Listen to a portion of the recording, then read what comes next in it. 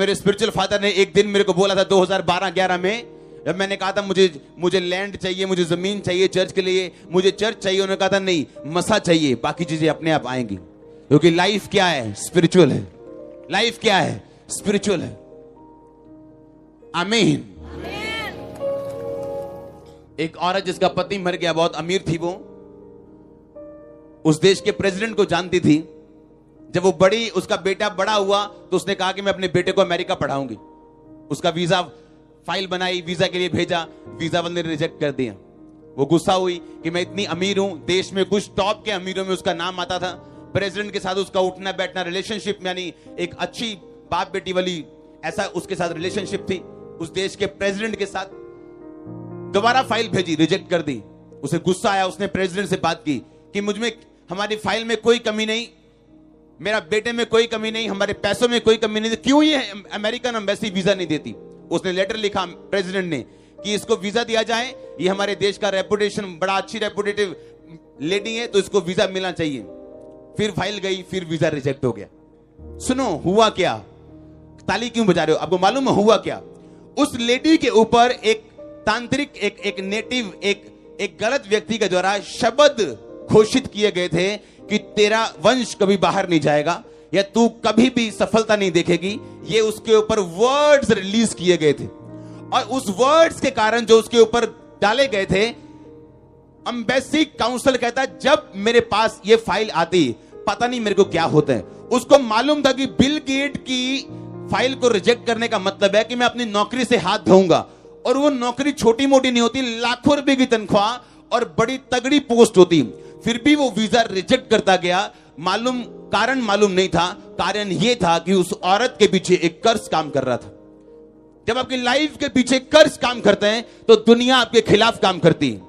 जब आपकी लाइफ के अंदर दुष्ट आत्मा काम करती हैं तो लोग आपके खिलाफ काम करते हैं। फिर लोग रोते हैं, मेरे बिजनेस पार्टनर ने मुझे धोखा दे दिया, फलाने बंदे ने मुझे धोखा दे दिया, हमारा रिश्तेदार हमें बुलाता नहीं, हमारे फलाना लोग हमारी हेल्प नहीं करते, मैं बड़े लोगों को जानता हूं कोई मेरी बात नहीं सुनता। किसी को अपनी बात सुनाने की जरूरत नहीं, किसी की सुनने की जरूरत नहीं। परमेश्वर के नजदीक हो जाओ, श्रापों को डांटो और काटो और आप अपने आप ऊपर उठते जाएंगे, कोई रोक नहीं पाएगा उसको।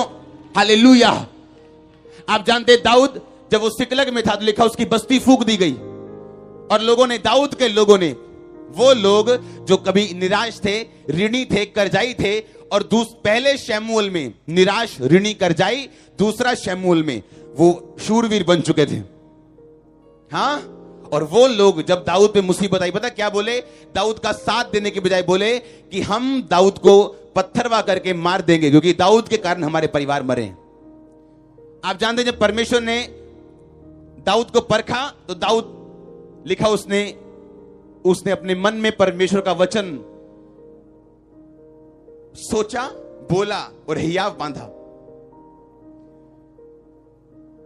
लूका 15 में लिखा जब उड़ाऊ पुत्र भाग गया था, और लिखा जब वो अपने आपे में आया सब कुछ गवा के, कहता आई विल अराइज, मैं खुद उठूंगा और अपने पिता के पास जाऊंगा। बाइबल कहती हर एक व्यक्ति अपना बोझ स्वयं उठाएगा। हर व्यक्ति अपना बोझ स्वयं उठाएगा, खुद उठाएगा।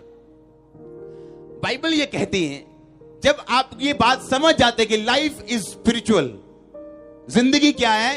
आत्मिक है, और आत्मिक तरीके के साथ चलनी है। जब सिकलग बस्ती फूंक दी गई, दाऊद के लोग उसके खिलाफ हुए और दाऊद दुश्मनों को मार के, पत्नियां बच्चों को छुड़ा के लेके आया। दाऊद ने एक भी बात भली या बुरी अपने लोगों से नहीं कही कि ये 15 लोग मेरे द्वारा आशीषित हुए और अब एक मुसीबत आई और ये 15 लोग बोल रहे हैं इसको मार दो, और उस मुसीबत से परमेश्वर मुझे आजाद करता है और मैं आके इन 15 लोगों से एक भी बुरी बात नहीं बोलता हूं। क्यों? क्योंकि लाइफ क्या है? स्पिरिचुअल। मेरी आशीष, मेरी तरक्की, मेरा बचना परमेश्वर पे निर्भर करता है, इन लोगों पे नहीं। दाऊद ये बात जानता था, इसलिए उसने शिकायत नहीं की आके कि तुमने मेरे साथ ऐसा क्यों किया, तुमने मेरे साथ ऐसा क्यों किया। दाऊद जानता था कि हर एक चीज जो धरती पे हो उसका एक रीजन है और मैं किसी पे अपना रीजन नहीं डाल सकता। आप जानते सबसे बड़ा फेलियर कौन है? सबसे बड़ा फेल व्यक्ति इस दुनिया में कौन है? जिसके पास अपना फेलियर बताने का कारण हो। कि उस व्यक्ति की वजह से मैं फेल हो गया, ये भाइयों की वजह से मैं फेल हो गया।